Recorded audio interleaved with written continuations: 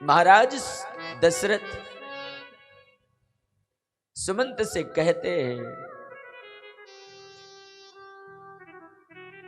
सखा राम सिया लखान जहां तहां मोहि पहुंचा,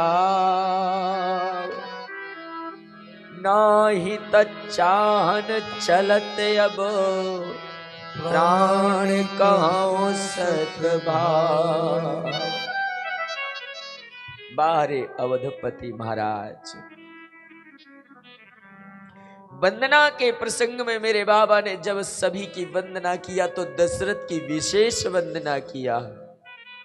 गोस्वामी जी वंदना में कहते हैं, मैं राजा दशरथ की वंदना करता हूं।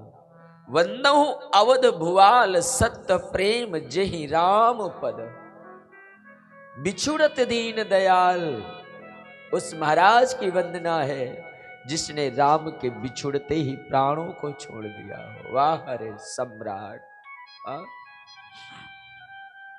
अयोध्या कांड को मेरे बाबा ने समय शब्द के साथ क्यों प्रारंभ किया साहब? अयोध्या कांड जीने का अवलंबन है। थोड़ी थोड़ी समस्याएं आए तो कभी घबराना नहीं, क्योंकि दुनिया में जो आया है समस्याएं सबके जीवन में आई है। कौन है जिसके जीवन में कभी दुख ना आया हो? कौन है? अवधवासियों का वियोग वर्णन नहीं किया जा सकता। महाराज अवध में क्या विपत्तियां हुई। महाराज दशरथ कहते हैं, सखा ले चल मुझे जहां मेरा राम गया है, वरना मेरे प्राण चले जाएंगे। और राजा दशरथ सुमंत से लिपट कर रोते हैं। गोसाई कहते हैं, जिस जगह में महाराज दशरथ बैठे थे अचानक खड़े हुए अपने भवन में, और राजा दशरथ राम राम कह के पूरे आंगन में राजभवन में दौड़ने लगे। राम कहां है तू? तुलसी कहते हैं, राम राम कहते हुए राजा दशरथ दौड़ते हैं। पीछे कौशल्या सुमित्रा दौड़ रही है। महाराज धीरज रखो। लेकिन रसिकों ने कहा है, महाराज दशरथ के भवन में एक शिल्प, एक खंभा है। दशरथ उस खंभे से टकरा गए, और जैसे टकराए वहीं पर पछाड़ा खाकर गिरते हैं, और राजा दशरथ के आंखों की ज्योति चली गई साहब, दिखना बंद हो गया। कौशल्या ने राजा दशरथ के सिर को गोद में रखा।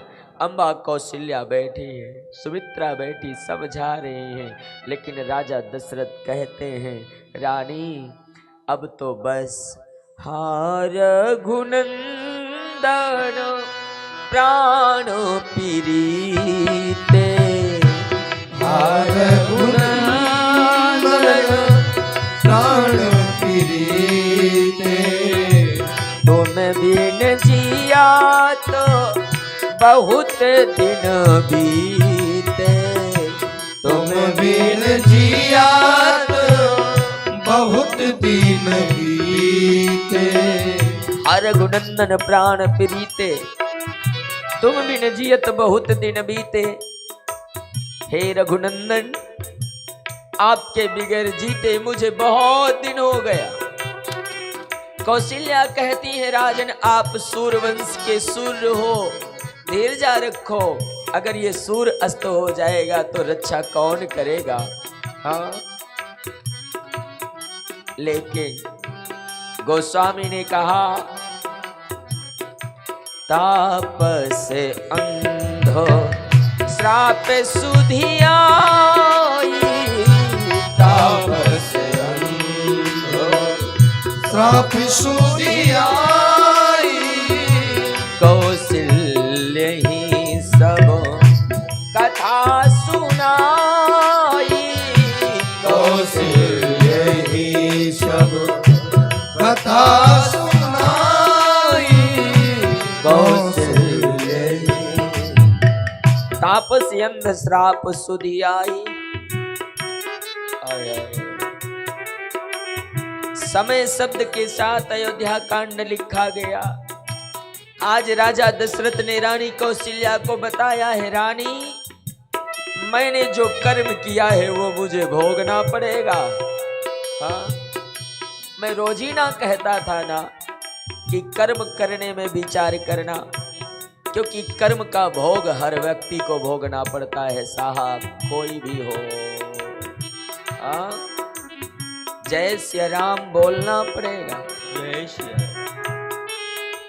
कौन है दुनिया में जिसे कर्म गति ने पछाड़ा ना हो। माई बाप राजा दशरथ कहते हैं, रानी मुझसे अपराध हो गया था।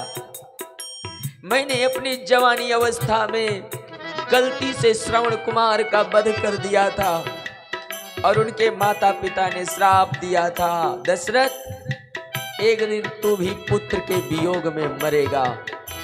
और दशरथ कहते हैं वो मेरा समय आ गया। और इतने पर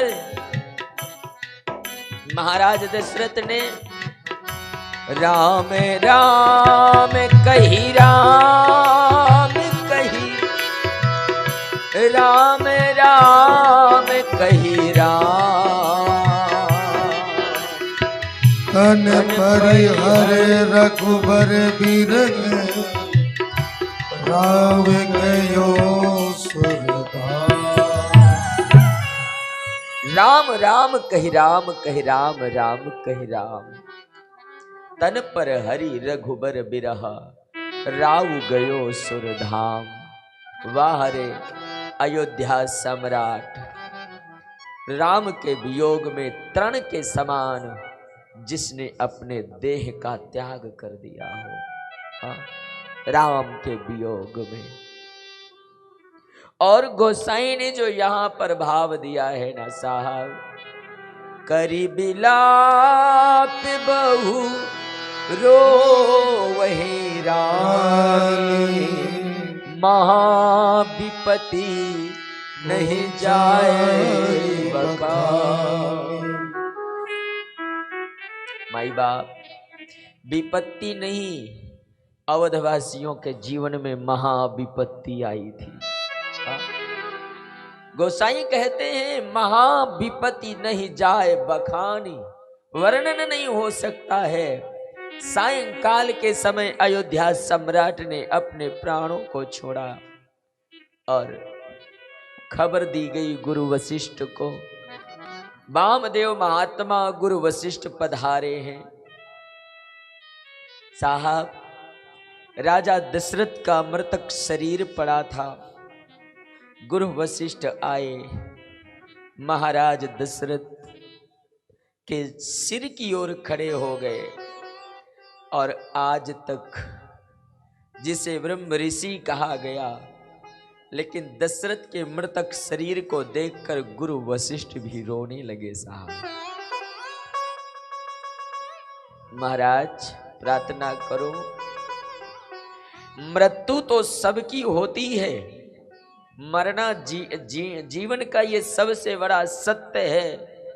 मरना सबको है, लेकिन मृत्यु सराहनीय उसकी है जिसके मरने में हमारे राष्ट्र का कोई संत रोता हो, कोई साधु रोता हो। साधु कब रोवेगा? जब किसी सनातन अवलंबी जाता है संसार से, धर्मात्मा जाता है। धर्मात्मा, मैंने एक दिन कहा था कि किसी धर्मात्मा के जाने से ऐसा लगता है भारत देश में अकाल पड़ गया हो।